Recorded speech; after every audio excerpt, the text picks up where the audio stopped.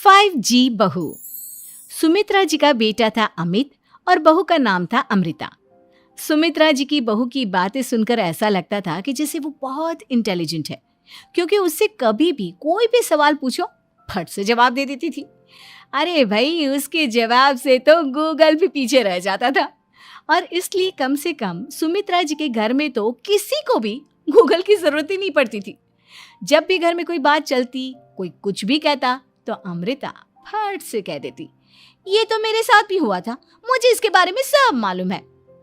एक दिन सुमित्रा जी अमित और अपनी बहू अमृता के साथ अमित के बुआ जी, फूफा जी यानी कि मुकेश और उर्मिला जी के यहाँ पर मिलने के लिए गए।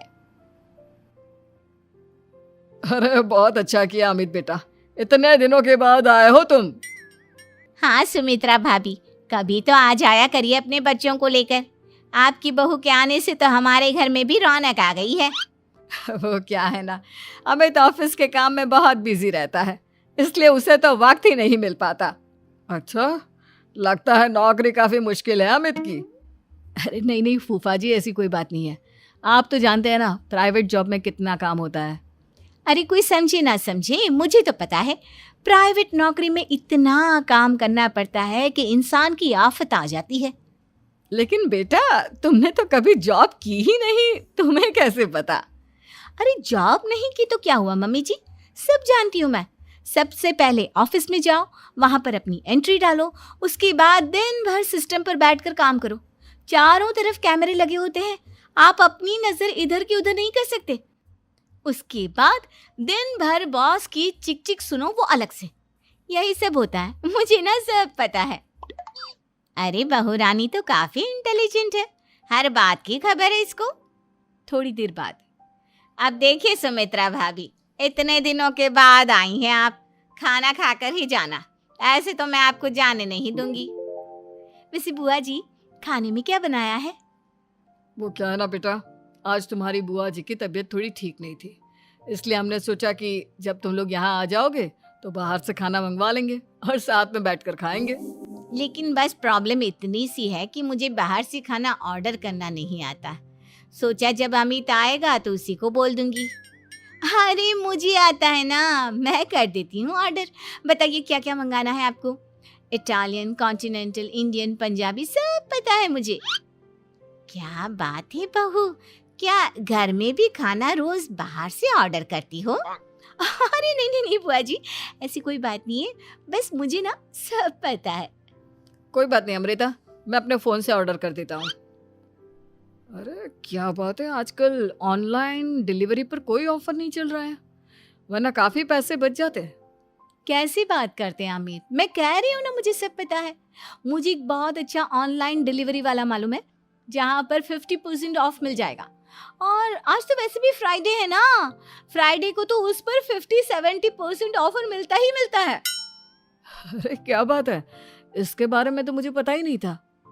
अरे बेटा, जिस चीज के बारे में किसी को पता नहीं होता, हमारी बहू को पता होता है। एक काम कर, तू उसी को ऑर्डर करने दे। क्या बात है अमृता बेटा, तुम तो बहुत इंटेलिजेंट हो, सब कुछ जानती हो। कुछ दिनों के बाद सुमित्रा जी की कुछ सहेलियां उनसे मिलने के लिए आती हैं।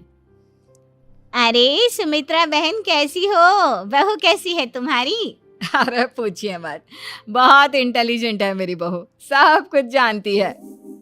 क्या बात है, बहू के आने के बाद तो औरतें दुखी हो जाती है, लेकिन तुम तो बहुत खुश लग रही हो। वो क्या है ना, मेरी बहू है ही इतनी अच्छी। अरे तो बुलाओ ना, हमारे साथ बैठेगी, बातें करेंगी तो हमें भी अच्छा लगेगा। सुमित्रा जी अमृता को बाहर बुलाती हैं और उसके बाद सब लोग बातें करने लगते हैं। क्या बताऊं, कुछ दिनों से घुटनों में इतना दर्द हो रहा है कि चला भी नहीं जाता। अब बुढ़ापे में तो ये सब चलता ही रहता है, क्या कर सकते हैं। आंटी जी, आप योगा करिए, योगा और साथ में ना काले तिल खाया करिए, आपके घुटनों का दर्द भाग जाएगा। लेकिन तुमको ये सब कैसे पता बेटा?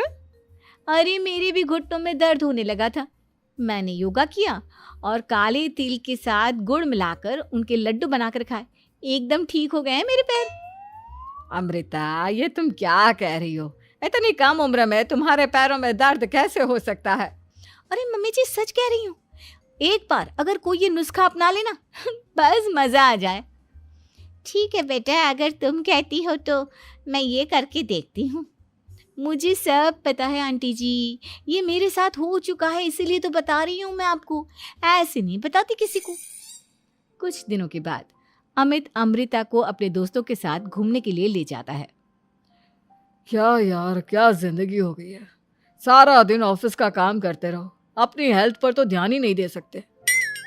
अरे क्यों नहीं दे सकते अपनी हेल्थ पर ध्यान, सब दे सकते हैं। इंसान चाहे तो कुछ भी कर सकता है। क्या बात है भाभी, आप इतनी श्योरिटी के साथ कैसे कह सकती हैं?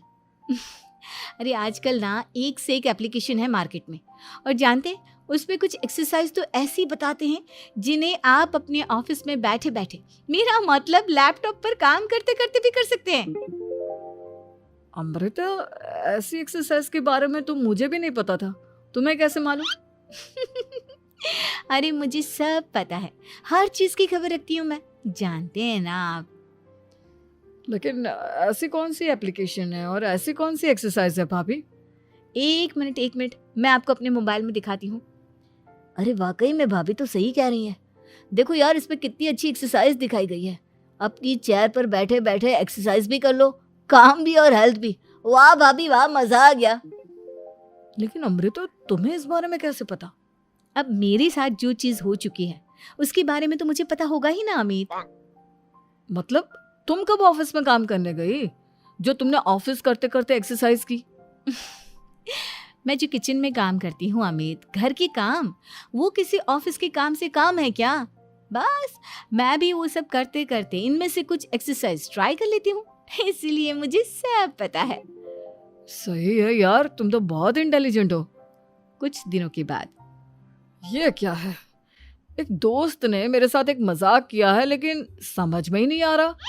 अरे बेटा, तो अमृता से पूछ लेना, उसके पास कोई ना कोई जवाब जरूर होगा।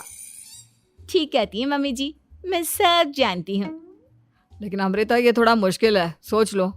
मेरे लिए कुछ भी मुश्किल नहीं, दुनिया की कोई भी पहेली हो मैं चुटकी में सॉल्व कर लेती हूँ। अच्छा ठीक है, देखो मेरे दोस्त ने मुझे एक खाली पेपर दिया है और कहा है कि इस पर उसने मेरे लिए कुछ मैसेज लिखा है। अब एक बात बताओ यार, खाली पेपर पर, आई मीन जिस पर कुछ भी नहीं लिखा हुआ, उसे मैं कैसे पढ़कर बताऊं? अरे बस इतनी सी बात, इसे तो मैं चुटकियों में सॉल्व कर दूंगी अमित। लेकिन कैसे बहू, इस पेपर पर तो वाकई में कुछ नहीं लिखा हुआ, एकदम खाली पेपर है, कैसे, क्या पढ़ोगी तुम? अमित, एक छोटा सा काम करो, जल्दी से एक मोमबत्ती लेकर आओ। अरे बहू, पेपर में आग लगाने का इरादा है क्या? नहीं मम्मी जी, इस पेपर पर अमित के दोस्त का लिखा हुआ मैसेज पढ़ने का इरादा है। अमित कैंडल लेकर आता है। अब ना बस इस पेपर को धीरे धीरे कैंडल के ऊपर घुमाते रहो, देखना 2 ही मिनट में मैसेज आपकी आंखों के सामने होगा। अच्छा ठीक है, मैं ऐसा करके देखता हूँ। 2 मिनट के बाद, अरे वाकई में इस पर तो अक्षर बनने लगे, लेकिन ये हुआ कैसे? और अमृता, तुम्हें कैसे पता? बहुत सिंपल है मम्मी जी, अमित के दोस्त ने नींबू के रस से मैसेज लिखकर उसे सुखा दिया।